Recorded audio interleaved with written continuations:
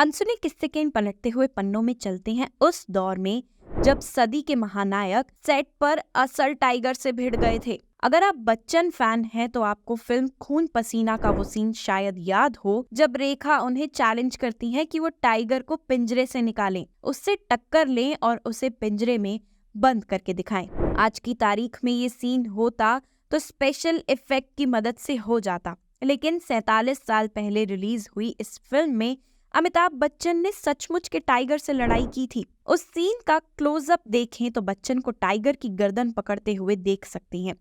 फिल्मी सीन के लिए बच्चन वाकई टाइगर से भिड़ गए थे। इस बारे में खुद अमिताभ ने ट्विटर पर लिखा था, उस दिन जब खून पसीना फिल्म के कॉस्ट्यूम डिपार्टमेंट ने मुझे वो जैकेट पहनने के लिए दी थी तो मुझे नहीं पता था कि मुझे एक असली टाइगर से लड़ना पड़ेगा। इस फिल्म के 37 साल पूरे हो गए हैं। इसकी शूटिंग चंदीवाली स्टूडियो मुंबई में हुई थी। असल टाइगर से लड़ना अपने आप में एक काम था। आपको अंदाजा नहीं है कि टाइगर कितना बलशाली होता है। मैं कभी नहीं भूलूंगा। मैं आज के स्टंट डायरेक्टर को जब बताता हूँ तो उन्हें लगता है कि मैं वाकई पागल था। हिंदी फिल्मों की बात करें तो हीरो का एक्शन वाला रूप या कहीं मर्दानगी दिखाने के लिए 70 और 80 के दशक में जानवरों का, खासकर टाइगर का इस्तेमाल किया जाता था और आज के जमाने में भी एक था टाइगर और टाइगर जिंदा है, मौजूद है। बात 29 जुलाई को मनाए जाने वाले टाइगर डे की चली है तो मिस्टर नटवरलाल, अदालत जैसी उस दौर की फिल्मों में कभी टाइगर तो कभी हाथी तो कभी दूसरे जानवर एक प्रॉप की तरह दिखते रहे हैं। अमिताभ ने ही फिल्म मिस्टर नटवरलाल में एक बार फिर टाइगर से लड़ाई की थी, या 1976 की फिल्म अदालत, जहां अमिताभ एक भोला भाला गांव वाला होता है जो जंगल में ताकतवर टाइगर से भिड़ जाता है और शहरी शिकारियों की जान बचाता है। लेकिन कहानी में बहादुरी वाला रोमांच और ट्विस्ट लाने के अलावा इन दृश्यों और जानवरों का ज्यादा काम नहीं होता था। बस हीरो लार्जर देन लाइफ जरूर लगता था पर्दे पर। लेकिन समय समय पर ऐसी हिंदी फिल्में भी बनती रही हैं जो टाइगर जैसे जानवरों को केवल फाइट सीन के लिए ही नहीं, कुछ गहरी बातें कहने का जरिया भी बनती रही हैं। जैसे 1993 की फिल्म जुनून, जो एक हॉरर फैंटेसी थी जहां राहुल रॉय शापित है कि हर पूर्णिमा की रात वो एक बाघ में तब्दील हो जाते हैं। यहाँ टाइगर कहानी में एक ट्विस्ट के सिवा कुछ नहीं।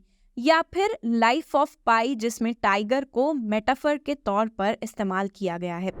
लाइफ ऑफ पाई नाम के उपन्यास में एक भारतीय लड़के की कहानी बताई गई थी जो समुद्री जहाज टूट जाने के बाद लाइफ बोट पर एक टाइगर के साथ पैसिफिक ओशियन के बीच फंसा हुआ है। इस किताब को 2002 में बुकर प्राइज भी मिला था और निर्देशक आंग ली ने इस पर फिल्म भी बनाई थी। 2012 में आई फिल्म लाइफ ऑफ पाई में समुद्री तूफान में फंसे पाई और एक बंगाल टाइगर के आपसी बदलते रिश्ते को बखूबी दिखाया गया है। पाई जो अपने माता पिता के साथ चिड़ियाघर के पास बड़ा हुआ है और जानवरों को समझता है। समुद्र के बीच एक लाइफ बोट, एक टाइगर और एक इंसान। जिंदा रहने की होड़ में दोनों के बीच डर, प्रतियोगिता, करुणा और प्यार का जटिल रिश्ता, जिसे इरफान खान फ्लैशबैक में सुनाते हैं। लेकिन लाइफ ऑफ पाई का टाइगर बच्चन के बाघ की तरह असली टाइगर नहीं था। 1977 से लेकर 2012 तक इतनी तरक्की तो हुई है कि डिजिटल एनिमेशन की मदद से टाइगर को रिक्रिएट किया गया। एक ऐसे देश में जहां जंगल का मोगली और शेर खान बच्चों के पसंदीदा किरदार रहे हैं, वहां इंसान और जानवरों के आपसी रिश्ते की कहानियों को फिल्मों में हमेशा जगह मिलती आई है। कभी कोरी कल्पनी बनकर तो कभी सच्चाई बनकर। हमारे यहाँ जानवर तो क्या, नाग, नागिन और पंछी तक को फिल्मों में किरदार मिल जाते हैं। फिल्म कुली में अमिताभ का बाज याद होगा और वो डायलॉग की बचपन से ही सर पर अल्लाह का हाथ और अल्लाह रखा मेरे साथ, ये उनके बाज का नाम था जो बच्चन के साथ रहता है। फिल्म के पोस्टर तक में बाज को बच्चन के साथ जगह मिली थी। या मैंने प्यार किया का कबूतर याद कर लीजिए, या फिर हम आपके हैं कौन का टफी, जो सब सलमान खान के दुलारे रहे हैं। वही सलमान जो आजकल कहते फिरते हैं कि टाइगर जिंदा है, और टाइगर की तो हमेशा से ही बात अलग रही है, जिस पर केदारनाथ सिंह ने ये कभी कविता लिखी थी। तो ये थे बच्चन साहब की जिंदगी से जुड़े कुछ किस्से।